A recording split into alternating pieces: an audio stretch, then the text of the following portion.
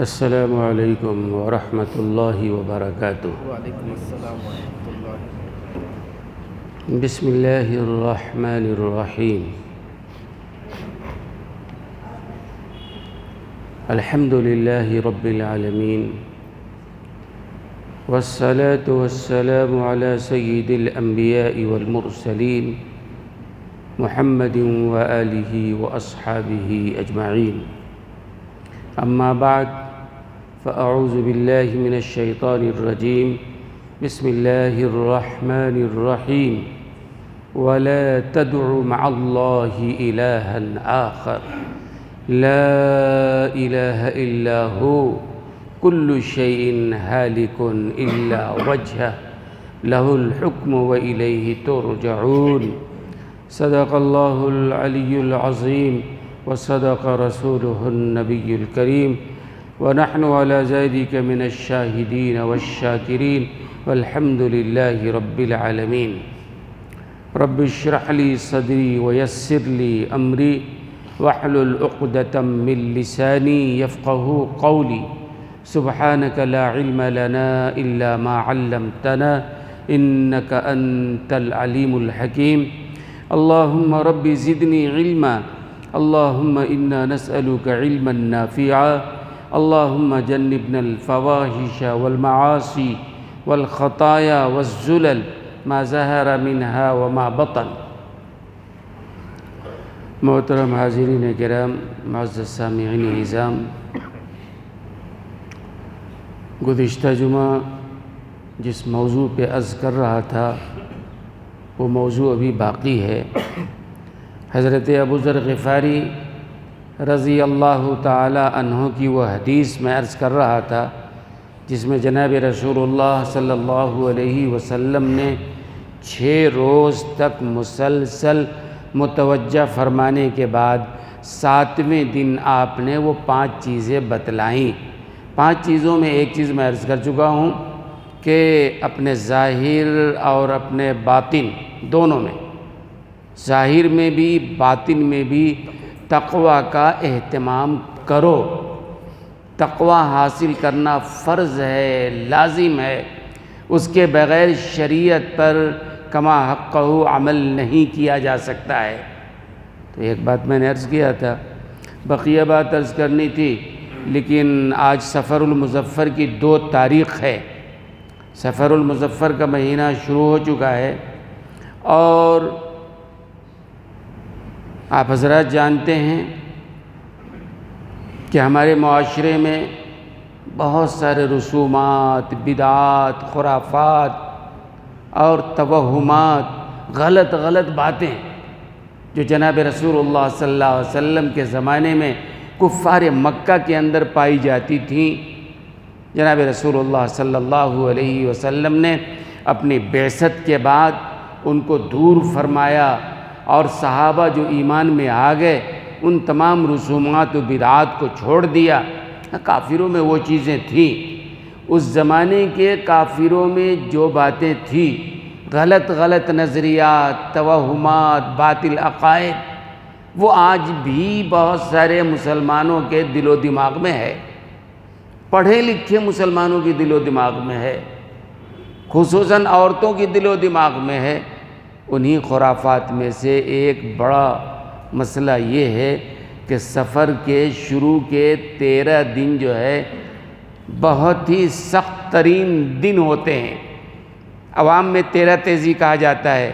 13 تیزی کا مطلب سفر المظفر کے شروع کے 13 دن جو ہیں بہت ہی سخت ہوتے ہیں، بہت ہی مصیبت والے دن ہوتے ہیں، اور ظاہر سی بات ہے دین کی کوئی بھی بات ہو جب تک کہ دین سے ثابت نہ ہو، جناب رسول اللہ صلی اللہ علیہ وسلم سے ثابت نہ ہو، وہ دین نہیں ہے۔ توہمات کی بنیاد پہ من گھڑت باتیں کافروں سے، مشرکوں سے، غیروں سے سنا اور ہم نے اس کو دین سمجھ لیا، عمل کرنا شروع کر دیا، یہ دین نہیں ہے۔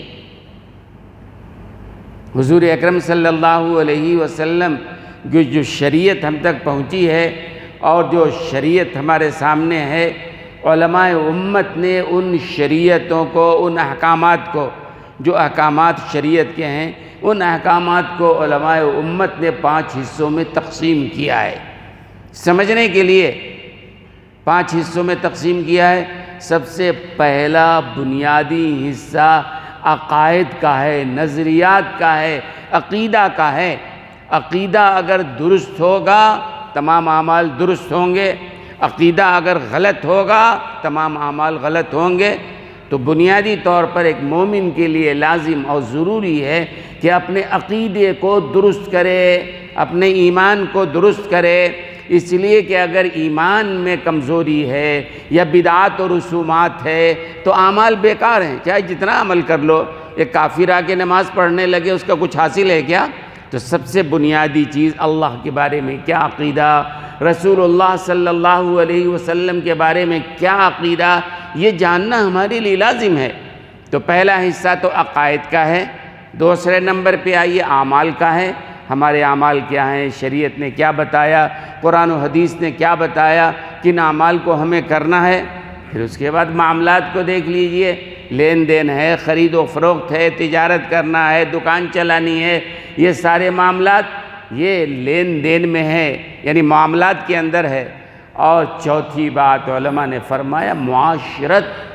بڑی عجیب بات ہے کہ صرف اسلام وہ ہے جس نے معاشرت کے احکام دیے ہیں، پیدا ہونے سے لے کر مرنے تک ہر قدم کے بارے میں ہدایت دی ہے۔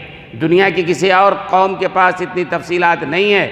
ہمارے ہاں بچہ پیدا ہوتا ہے وہاں سے شروعات ہیں، اور جب مرتا ہے دفن کرتے ہیں اس کے بھی احکامات ہیں، کیسے دفن کرنا ہے، کیا کرنا ہے۔ تو یہ معاشرت، ہماری معاشرت، یہ بھی شریعت نے بتایا ہے، اللہ اس کے رسول نے بتایا ہے۔ اور پانچویں بات اخلاق، ہمارے اخلاق درست ہونے چاہیے۔ ہمارے جو اخلاق ہیں آج کتنے فاسد ہو گئے ہیں، کتنے خراب ہو گئے ہیں، ہمارے تعلقات کیسے ہو گئے ہیں پڑوسیوں کے ساتھ، دوستوں کے ساتھ۔ اور تو یہ 5 چیزیں ہیں علماء نے کہا۔ پہلی بات عقائد، دوسری بات اعمال، تیسری بات معاملات، چوتھی بات معاشرت، پانچویں بات اخلاق۔ اگر یہ پانچوں درست ہیں تو سمجھو کہ آپ صحیح معنوں میں اسلام پر عمل کر رہے ہیں۔ اگر اس میں سے کسی چیز میں کمی ہے تو ظاہر سی بات ہے آپ کے اعمال میں، آپ کی عبادت میں کمی ہے۔ اور خاص طور سے عقیدے میں اگر گڑبڑ ہے، عقیدے میں کچھ خرابی ہے، تب تو سارا معاملہ ہی تہس نہس ہو گیا۔ عقیدہ درست رکھنا چاہیے، عقیدہ وہ ہونا چاہیے جو اللہ نے کہا، رسول اللہ نے کہا۔ میں نے یہ تمہید اس لیے بتائی ہے کہ ہمارا یا جن لوگوں کا عقیدہ یہ ہے کہ سفر کا مہینہ منحوس مہینہ ہے، جن لوگوں کا عقیدہ ہے سفر کے شروع کے 13 دن 13 تیزی کے دن کہلاتے ہیں، یعنی بڑی مصیبت کے، بڑے سختی کے، بلاؤں کے نازل ہونے کے، بیماری کے دن ہوتے ہیں۔ ظاہر سی بات ہے یہ عقیدہ قرآن و حدیث سے ثابت کرنا ہوگا، جبھی تو بات معتبر ہوگی نا۔ عوام کے ایک طبقے کا کہنا یہ ہے کہ 13 تیزی کا مطلب ان کے ہاں یہ ہے کہ سفر المظفر کے شروع کے 13 دن بہت ہی منحوس، بہت ہی سخت مصیبتوں والے دن ہیں۔ عوام سے پوچھئے کیوں بھائی، کوئی وجہ بتاؤ، تو وہ کہتے ہیں چونکہ سفر کے شروع کے 13 دنوں میں جناب رسول اللہ صلی اللہ علیہ وسلم بیمار پڑے تھے، اس لیے یہ منحوس ایام ہو گئے، منحوس مہینہ ہو گیا، تیزی کے، سختی کے، مصیبتوں کے اترنے کا دن۔ لوگوں نے اپنی طرف سے بہت ساری حدیثیں بھی گھڑ لی۔ کسی نے حدیث گھڑ لیا کہ پورے سال میں 10 لاکھ بلائیں نازل ہوتی ہیں، ان 10 لاکھوں میں 9,80,000 سفر میں نازل ہوتی ہے۔ من گھڑت بات، کہیں قرآن و حدیث میں یہ نہیں ہے، گھڑنے والوں نے گھڑ لیا، اور جن کا عقیدہ اس سے ملتا جلتا تھا اس کے مطابق چل پڑے۔ ہاں بھائی دیکھو روایت میں تو آتا ہے، ایک روایت میں آتا ہے، یہ بھی من گھڑت حدیث ہے، من بشرنی بخروج سفر بشرتہ بالجنہ۔ عربی پڑھ لینے سے حدیث نہیں ہو جاتا ہے، قرآن نہیں ہو جاتا ہے نا، کسی نے بنا لیا۔ من بشرنی بخروج سفر، وہ کہتے ہیں کہ اللہ کے رسول کی یہ حدیث ہے، اللہ کے رسول نے کہا جو آدمی سفر کے جانے کی اطلاع دے میں اس کو جنت کی اطلاع دوں گا، جنت کی خوشخبری دوں گا۔ تو وہ کہتے ہیں دیکھو یہ سفر کا مہینہ منحوس مہینہ تھا، جبھی تو رسول اللہ صلی اللہ علیہ وسلم نے کہا جو اس مہینے کے ختم ہونے کی اطلاع دے گا میں اس کو جنت کی اطلاع دوں گا، خوشخبری دوں گا۔ یہ حدیث بھی من گھڑت ہے، باطل ہے۔ ملا علی قاری نے موضوعات کبیر ایک کتاب ہی ایسی لکھ دی ہے جو عوام میں موضوعات غلط گھڑی ہوئی باتیں ہیں سب جمع کر دیا ہے۔ ملا علی قاری کہتے ہیں یہ بھی گھڑی ہوئی بات ہے، قرآن و حدیث کی بات نہیں ہے۔ تو آئیے ہم دیکھتے ہیں سب سے پہلی بات، کیا واقعی سفر المظفر کے شروع کے 13 دنوں میں حضور اکرم صلی اللہ علیہ وسلم واقعی بیمار پڑے تھے کیا؟ ایک بات۔ دوسری بات یہ کہ اگر بیمار پڑے تھے تو کیا بیماری کا آنا نحوست کا سبب ہوتا ہے یا بیماری نحوست کی وجہ سے آتی ہے؟ کوئی بیمار پڑے تو منحوس ہو جاتا ہے؟ ان دو باتوں پر ہم غور کرتے ہیں۔ سب سے پہلی بات اگر آپ دیکھیں قرآن میں حدیث میں علماء امت سے جو روایات ہیں، جو چیزیں ہیں، تاریخ ہے، ان کو دیکھیں تو کسی بھی روایت میں یہ بات نہیں ہے کہ جناب رسول اللہ صلی اللہ علیہ وسلم سفر المظفر کے شروع کے 13 دنوں میں بیمار پڑے تھے۔ کسی بھی روایت میں یہ بات نہیں ہے۔ گھڑنے والے نے گھڑ لیا، اپنی طرف سے بات اڑا دی۔ ہاں، حضور اکرم صلی اللہ علیہ وسلم اپنے مرض الوفات میں بیمار تو پڑے تھے، اور یہ بھی صحیح ہے کہ 13 دن بیمار پڑے تھے، 13 دن تک آپ کی بیماری تھی، لیکن وہ 13 دن کون تھے؟ حافظ ابن حجر عسقلانی رحمۃ اللہ علیہ شارح بخاری ہیں، بڑے عالموں میں ان کا نام شامل ہوتا ہے۔ تو حافظ ابن حجر عسقلانی رحمۃ اللہ علیہ فرماتے ہیں، دیگر علماء فرماتے ہیں کہ حضور اکرم صلی اللہ علیہ وسلم جو 13 دن بیمار پڑے تھے مرض الوفات، جس مرض کے بعد آپ کا وصال ہوا ہے، وہ سفر کے شروع کے 13 دن نہیں تھے بلکہ سفر کے آخری دن تھے اور ربیع الاول کے شروع کے دن تھے۔ یعنی سفر المظفر کے آخری ایام میں آپ بیمار ہوئے اور بیماری آپ کی طویل ہوتی گئی، سفر کا مہینہ ختم ہو گیا، ربیع الاول کا مہینہ آ گیا، یہاں تک کہ 12 ربیع الاول کو آپ کا وصال ہوا ہے۔ تو کہتے ہیں کہ یہ اصل میں ہے، سفر کے 2 دن باقی تھے جب آپ کی بیماری شروع ہوئی، اور 2 دن ادھر سے لے لیجئے، 9 دن ادھر لے لیجئے، 10 دن ادھر لے لیں آپ ربیع الاول کا، تو ان ایام میں آپ بیمار ہوئے ہیں۔ تو عوام کا یہ کہنا کہ سفر کے شروع کے 13 دنوں میں چونکہ حضور اکرم صلی اللہ علیہ وسلم بیمار پڑے تھے، اس لیے یہ 13 تیزی والے دن ہیں، منحوس دن ہیں، اور بلاؤں کے مصائب کے اترنے کے دن ہیں۔ جب بنیادی غلط ہے تو مسئلہ غلط ہوگا نا۔ رسول اللہ بیماری نہیں ہوئے نا بھائی، سفر کے شروع کے ایام میں آپ بیمار ہی نہیں ہوئے ہیں۔ آپ کی بیماری کب ہے؟ سفر کے آخر میں شروع ہوئی ہے اور ربیع الاول میں آپ کا وصال ہوا ہے، وہ 13 دن ہیں۔ ہم کیا کہتے ہیں، عوام کیا کہتی ہے؟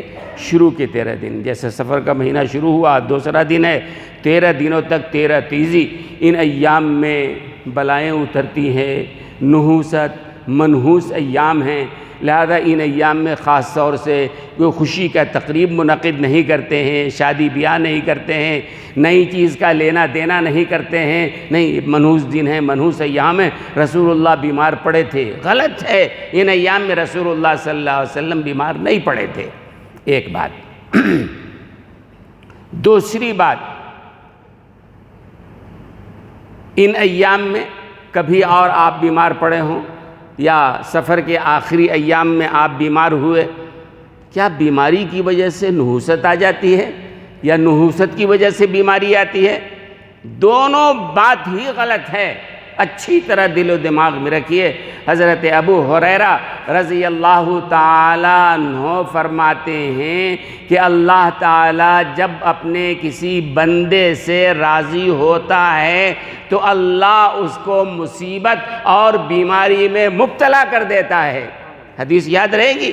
حضرت ابو ہریرہ راوی ہیں، کہتے ہیں کہ اللہ کے رسول نے فرمایا کہ اللہ کسی بندے سے راضی ہوتا ہے تو اللہ تعالیٰ اس بندے کو کسی بیماری مصیبت میں مبتلا کر دیتا ہے۔ معلوم ہوا کہ بیمار پڑنا نحوست کی علامت نہیں ہے، بیماری کا آنا نحوست کی علامت نہیں ہے، بلکہ اللہ کی رحمت کے متوجہ ہونے کی علامت ہے۔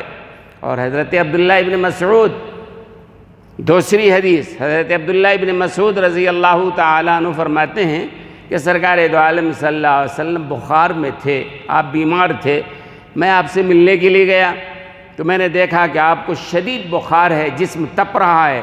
تو حضرت عبداللہ ابن مسعود نے کہا یا رسول اللہ آپ کا جسم تو تپ رہا ہے، بہت زیادہ شدت کا بخار ہے۔ فرمایا کہ ہاں تم میں سے 2 آدمی کے برابر ہم کو بخار ہے، دوہرا بخار ہے۔ تو حضرت عبداللہ ابن مسعود نے کہا یا رسول اللہ صلی اللہ علیہ وسلم اس کی وجہ؟ فرمایا وجہ یہ ہے کہ اللہ تعالیٰ دوہرا اجر عطا کرنا چاہتے ہیں۔ اور پھر اسی حدیث میں آگے اللہ کے رسول نے فرمایا، حضرت عبداللہ ابن مسعود کہتے ہیں کہ اللہ تبارک و تعالیٰ کسی کو بیماری دیتے ہیں، کوئی تکلیف دیتے ہیں، کانٹا بھی چبھتا ہے، اس سے کم بھی کوئی تکلیف اگر آتی ہے، اللہ اس کے بدلے میں اجر و ثواب عطا فرماتے ہیں۔ تو معلوم ہوا کہ بیماری کا آنا تو اجر و ثواب کا آنا ہے، پریشانی کا آنا یہ اللہ کے راضی ہونے کی علامت ہے، بیماری کا ہونا نحوست کی علامت نہیں ہے، بلکہ یہ اللہ کی مرضی ہے، جسے چاہے بیمار کرے، جسے چاہے صحت دے۔ اور ایک روایت میں آتا ہے کہ اللہ نے دنیا کے بنانے سے پہلے تمام انسانوں کی تقدیر کو لکھ دیا تھا، کسے کب بیمار پڑنا ہے، کسے کتنی صحت ملنی ہے، کس کا رزق کیا ہوگا، سارے معاملات اللہ نے لکھ دیے ہیں۔ اور ایک روایت میں ہے کہ دنیا میں انسان کے آنے سے تقریباً 50,000 سال پہلے اللہ نے سب کی تقدیر کو لکھ دیا ہے۔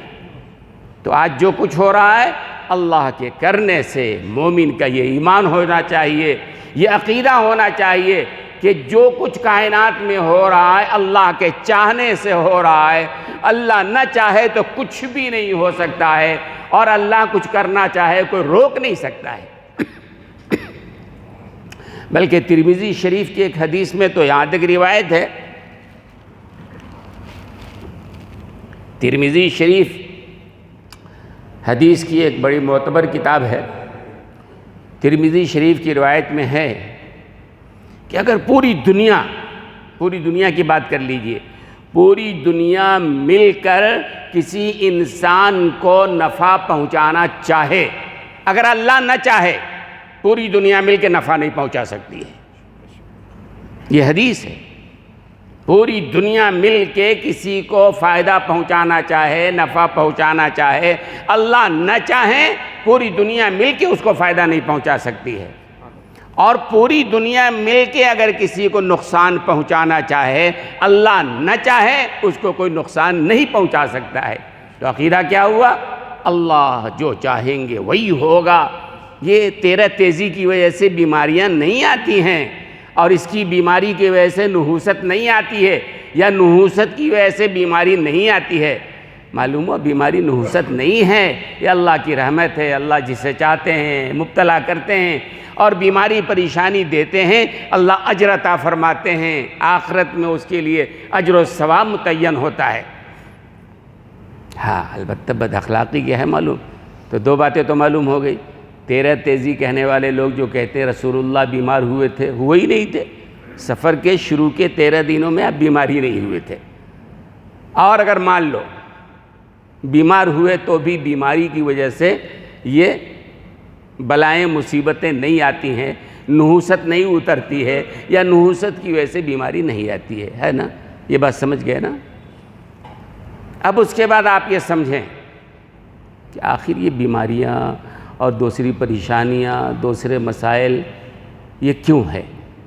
تو ایک بات تو اللہ کے رسول نے وہیں جو حدیث فرمایا نا، الشوم سول خلق، انسان کی نحوست جو ہے نا اس کے بد اخلاقی میں ہے۔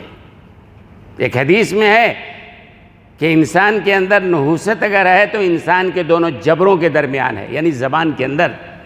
زبان سب سے زیادہ کنٹرول کرنے کے محتاج ہے نا، سب سے زیادہ زبان پر کنٹرول رکھنا چاہیے۔ آج ہماری زبان بے لگام ہے، جو چاہو جس کے بارے میں چاہو کہہ دیا، اور سمجھتے ہیں کہ ہمارا کچھ حساب ہونے والا نہیں ہے۔ اور میں تو کہا کرتا ہوں، لوگوں سے کہتا ہوں، پہلے بھی کہا ہے کہ آج ہم مردہ پرست قوم بن گئے ہیں۔ کیا ہو گئے ہیں؟ مردہ پرست قوم بن گئے ہیں، مردوں کی تعریف کرنے والے لوگ ہم بن گئے ہیں، اور مردوں کے سامنے عقیدت کا اظہار کرنے والے بن گئے ہیں۔ اس کا مطلب نہیں سمجھا ہوگا آپ نے، اگر آپ کو تعریف چاہیے، ہر آدمی جو کام اچھا کرتا ہے چاہتا ہے لوگ تعریف کریں، ہے نا؟ ہر آدمی جو اچھا کام کرتا ہے، حالانکہ اچھا کام کرنے والے کو چاہے وہ مسجد کا کر رہا ہو، مدرسے کا کر رہا ہو، سماجی کام کر رہا ہو، جو بھی اچھا کر رہا ہے، اچھا کرنے والے کے دل میں یہ تمنا ہونی چاہیے ہم اللہ سے اجر انشاءاللہ لیں گے اور اللہ انشاءاللہ بھرپور اجر عطا فرمائے گا۔ لیکن اگر آپ کو تعریف کرنی ہے تو سامنے کام کرنے والی کی تعریف کرو نا۔ ہمارے یہاں کیا ہوتا ہے، آپ کی بھی تعریف ہوگی، بہت تعریف ہوگی، میں کہتا ہوں شرط ایک ہے، وہ شرط یہ ہے کہ آپ مر کے دکھائیے۔ آپ جس دن مریں گے بڑی تعریف ہوگی، فلاں صاحب مر گئے، بڑے ایسے تھے، بڑے عالم تھے، بڑے فاضل تھے، آسمان تھے، زمین تھے، قلابیں ملا دیتے ہیں۔ زندہ رہتے ہیں تو کبھی تعریف زبان سے نہیں نکلتی ہے کہ نہیں؟ ایسا مردہ پرست قوم ہے ہم۔ آج ہماری زبان سے اپنے عالموں کے لیے، اپنے خدمت گزاروں کے لیے، دوسرے علماء کے لیے زبان سے تعریف نہیں نکلتی ہے۔ وہی جب مر جاتا ہے وہ آسمان و زمین کے قلابیں ملاتے ہیں، یہ جلسے، وہ جلسے، یہاں جلسے، وہاں جلسے، ہر ادارہ جلسہ کر رہا ہے، یہ بہت بڑے تھے، بہت اچھے تھے، علم و عمل کے پہاڑ تھے، للہیت اور تقوی کا معیار تھے، پتہ نہیں کیا کچھ کرتے ہیں۔ لیکن جب تک وہی زندہ رہتا ہے وہی غیبتیں، وہی برائی، وہی تنقیدیں۔ کچھ دنوں پہلے کی بات ہے، ایک بڑے عالم کا انتقال ہوا، بڑے عالم۔ انتقال کے بعد بڑے چرچے ہوئے، سوشل میڈیا پہ بھی ہوا، جلسے ہوئے، بڑا تذکرہ ہوا، ہر آدمی تعریف کر رہا ہوا، ایسے تھے، ویسے تھے، ویسے تھے، نام نہیں لینا چاہتا ہوں۔ لیکن خود ان کے قریبی لوگوں سے جب بات ہوئی تو انہوں نے خود لعنت بھیجا، یہ کیسی قوم ہے، جب تک زندہ تھے یہ قوم نے کبھی ان کے سامنے کبھی تعریف کا جملہ نہیں کہا، بلکہ ہمیشہ کیڑے نکالے، تنقید کیا، ان کے ساتھ غلط معاملہ کیا۔ اور یہی قوم جب وہ مر گئے بڑے جلسے ہو رہے ہیں۔ کیا کہیں گے آپ؟ مردہ پرست قوم کہیں گے نا۔ تعریف اگر آپ کو کرانی ہے پہلے مر کے دکھاؤ، مر جاؤ گے اس دن تعریف شروع ہو جائے گا، بہت اچھے تھے بھائی، بہت اچھے تھے۔ لیکن جب تک آپ زندہ ہیں تعریف کرنا ہم بھول گئے ہیں، ہم کو آتے ہی نہیں تعریف کرنے۔ ہاں، تنقید، رات دن تنقید، ہر بات میں تنقید، ہر بات میں عیب جوئی، ہر بات میں دل آزاری، یہ کام ہمارا ہو گیا ہے، طریقہ ہو گیا ہے۔ اللہ کے بندے سوچو کہاں جا رہے ہو، کیا کر رہے ہو؟ شریعت نے جس سے روکا ہے آج وہی کر رہے ہیں۔ شریعت نے کہہ دیا کہ یہ تیرا تیزی نہیں ہے تو نہیں ہے، حدیث میں بات ختم ہو گئی۔ لیکن علماء کہتے آ رہے ہیں لیکن سننے کو تیار نہیں ہے۔ رسول اللہ نے کہا کہ بھائی الشوم اصول خلق، اگر بدخلقی کی بات کرتے ہو تو انسان کے بد اخلاقی میں نحوست ہے، جو آدمی بد اخلاق ہے منحوس انسان ہے وہ۔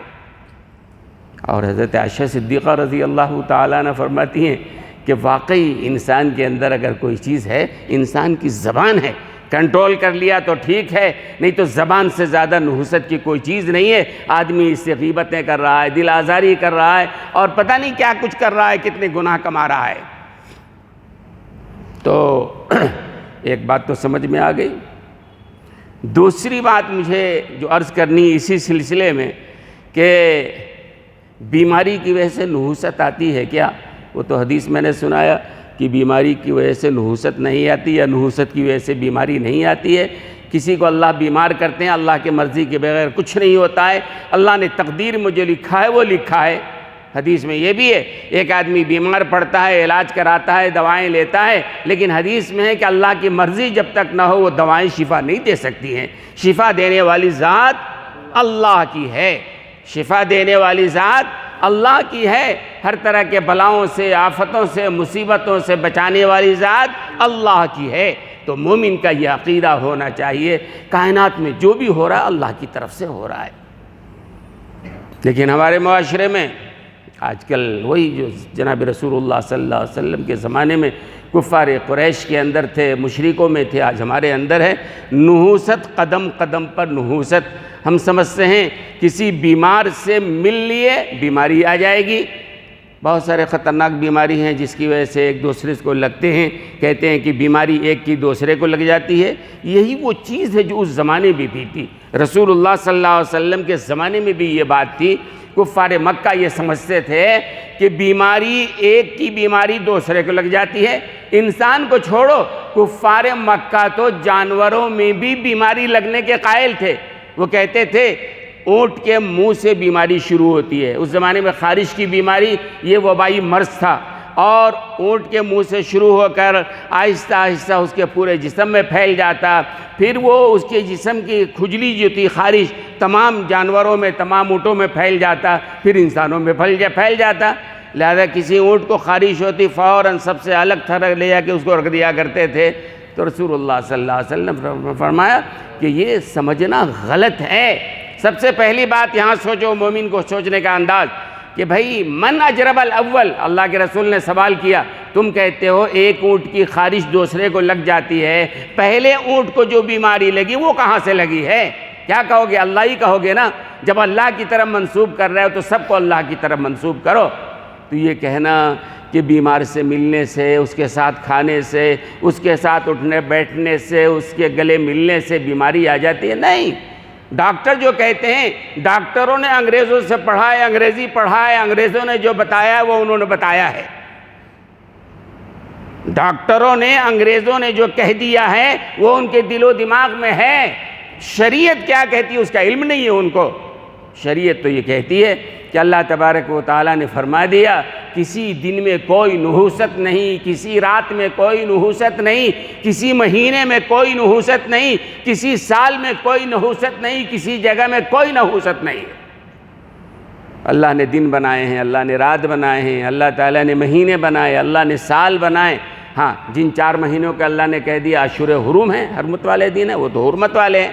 باقی دنوں کو یہ نہیں کہا کہ یہ حرمت والے نہیں ہیں، ٹھیک ہے، پاک صاف دن ہیں، مومن کے لیے کوئی دن خراب نہیں ہوتا ہے۔ لہذا سفر کے مہینے کو منحوس سمجھنا یہ غلط ہے۔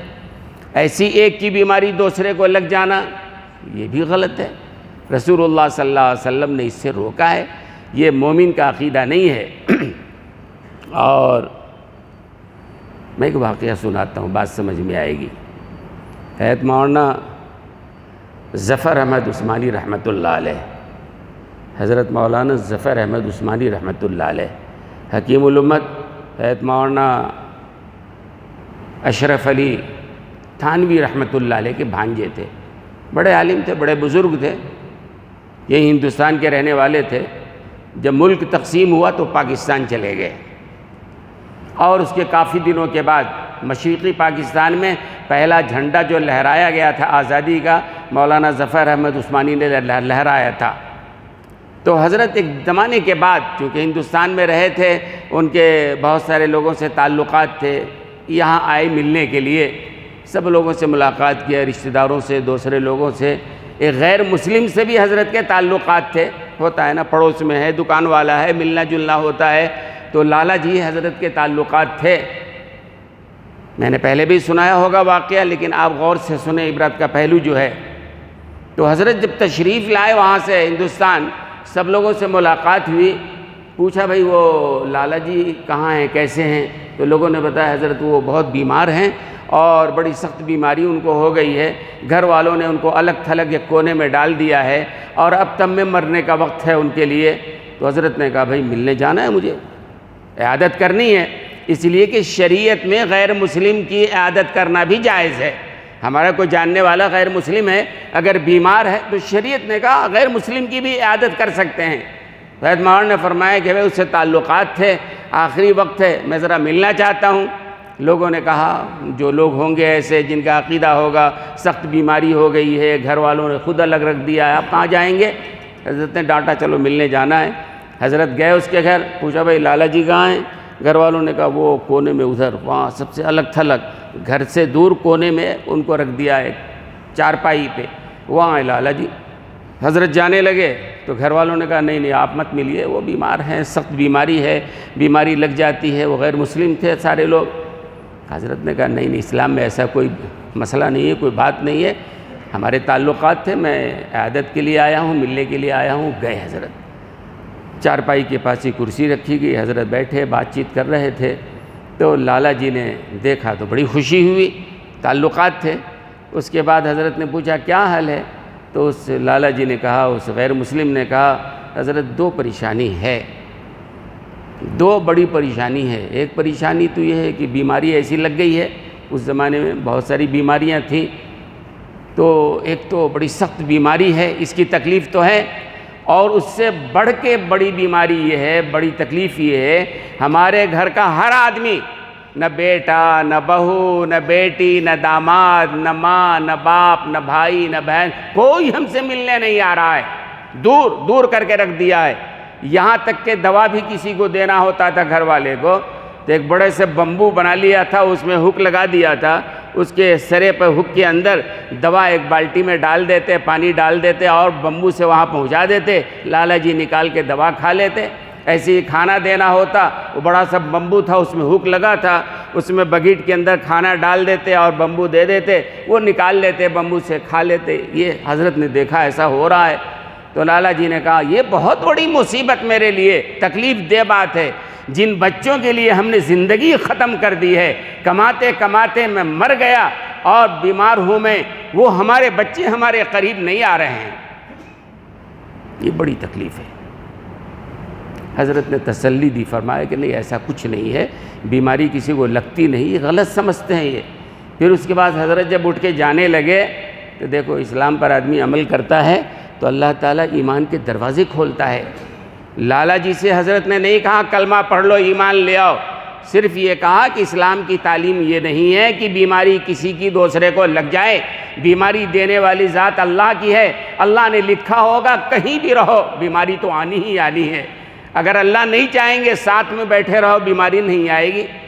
جب یہ بات کہا حضرت جانے لگے تو اس نے روکا، لالا جی نے کہا حضرت میرا دل کہہ رہا ہے، میرا دل کہہ رہا ہے کہ آپ کا دین سچا ہے اور میرا دین جھوٹا ہے، اگر میرا دین بھی سچا ہوتا اس طرح گھر والوں نے ہم کو ایک طرف کونے میں نہ ڈال دیا ہوتا، اور آپ آ کے بیٹھے ہیں ہمارے پاس، مجھے لگتا ہے میرا دل کہہ رہا ہے کہ آپ کا دین سچا دین ہے۔ اور پھر آگے بڑھ کے اس نے کہا حضرت ہاتھ بڑھائیے کلمہ پڑھا دیجئے۔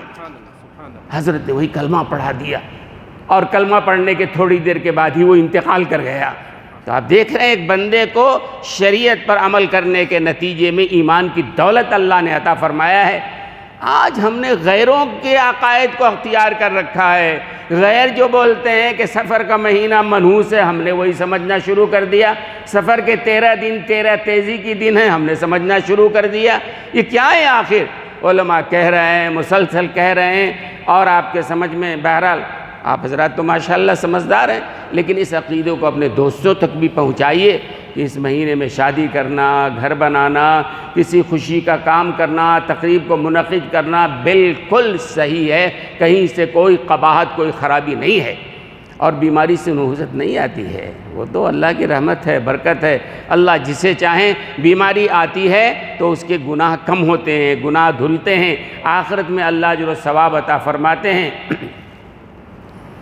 دوستوں اور بزرگوں، اب یہ موضوع بھی باقی انشاءاللہ آئندہ میں عرض کروں گا، لیکن گزشتہ جمعہ بھی میں کہنا چاہ رہا تھا مستقل اس سلسلے میں، SIR کا کام جو چل رہا ہے نا، 8 دن اور بڑھا دیا گیا ہے، لیکن بہت سارے لوگ ہیں جن کو اب تک فارم نہیں مل سکا ہے، بہت سارے لوگ ہیں جن کو اس کی اہمیت کا اندازہ نہیں ہے، ملا تو ملا، نہیں ملا تو نہیں ملا، کچھ نہیں بعد میں دیکھ لیں گے کر لیں گے، نہیں ایسی بات نہیں ہے۔ حالات بڑے گمبھیر ہوتے جا رہے ہیں، اور دشمنوں کی نگاہ، یہ بظاہر تو کہا جا رہا ہے کہ ہم جو یہ کر رہے ہیں SIR کا کام کر رہے ہیں، لیکن اصل میں یہ SIR نہیں NRC کا کام چل رہا ہے، ایسے ڈاکومنٹ طلب کیے جا رہے ہیں۔ اب تک جن شہروں میں، جن علاقوں میں، جن صوبوں میں یہ SIR ہوا ہے، ہزاروں نہیں لاکھوں نام کاٹ دیے گئے ہیں، اور جن کے نام کاٹے گئے ہیں اکثریت مسلمانوں کی ہے، یا دلتوں کی ہے، یا آدیواسیوں کی ہے، ایسے لوگوں کے نام کاٹے گئے ہیں۔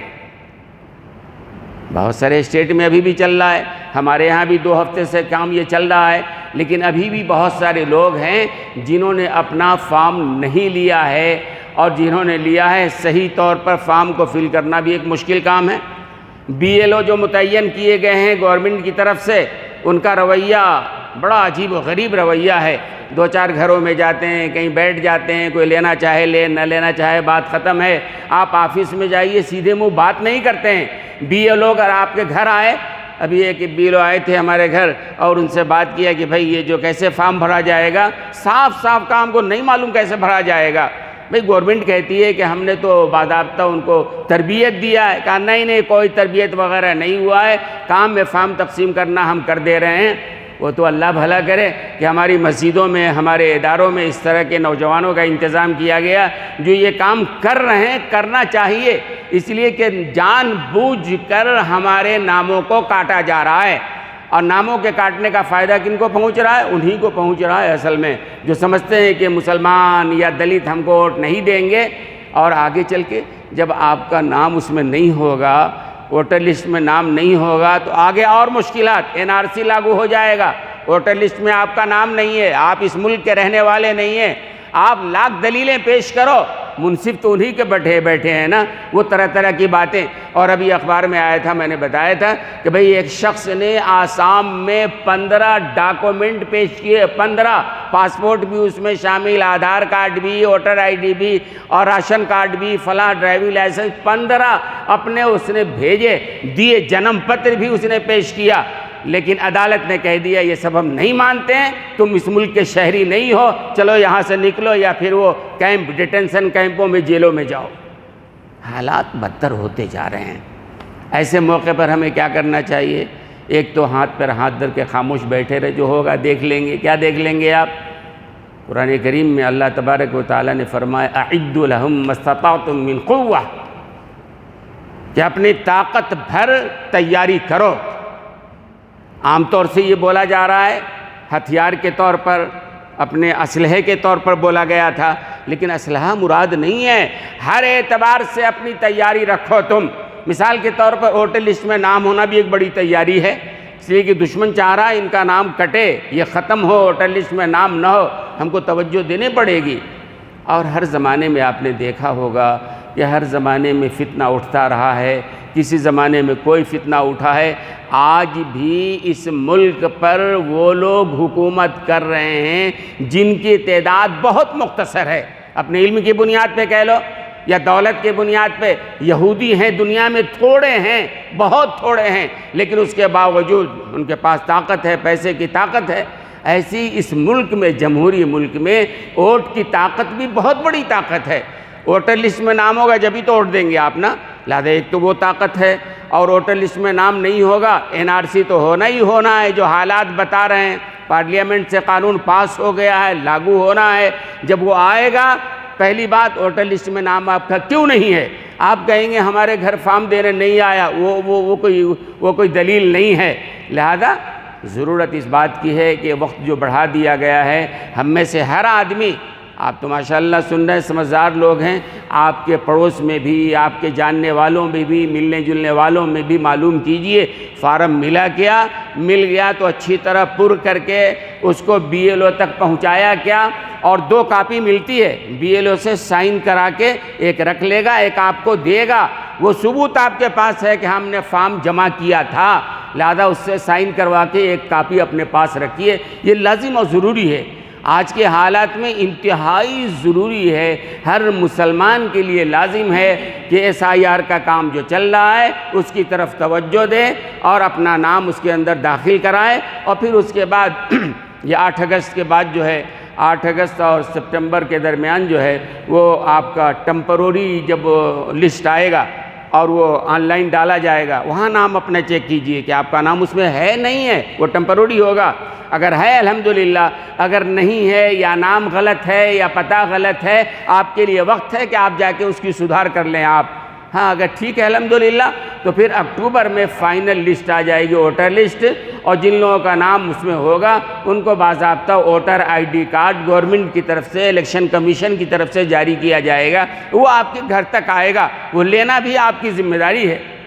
تو بہرحال دوستوں اور بزرگوں, مسلسل میں عرض کرتا آ رہا ہوں, آج بھی میں نے آپ سے عرض کیا ہے کہ ہم کو اس سلسلے میں توجہ دینی چاہیے, اور اپنے دوستوں, رشتہ داروں, پڑوس والوں کو بھی بتانا چاہیے کہ ہم میں کا کوئی مسلمان ایسا نہ ہو.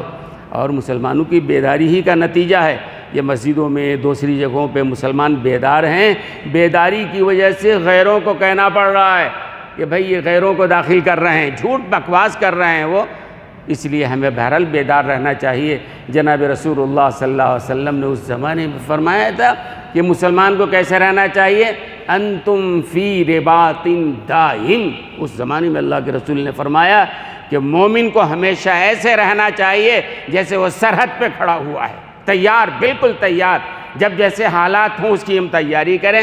ابھی مسئلہ SIR کا ہے، اس کے لیے پورا وقت لگا دیں، تیاری لگا دیں، صحیح طور پر آپ کا نام آ جائے، باقی اللہ تعالیٰ برے حالات نہ لائیں، اگر لائیں تو تیار ہونا پڑے گا، خاموش رہنا کوئی مسئلے کا حل نہیں ہے۔